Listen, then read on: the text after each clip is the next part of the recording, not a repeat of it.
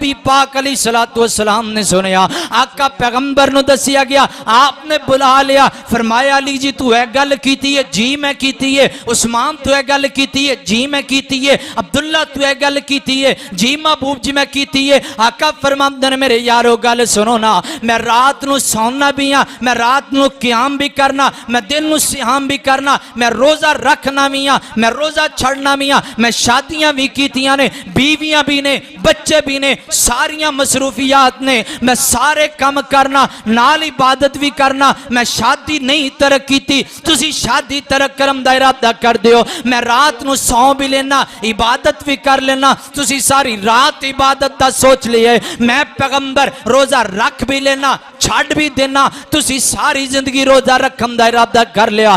फरमाया सुन लो, ला तुकद्दिमू बैना यदाइल्लाहि व रसूलिही, जेड़ा बंदा मैं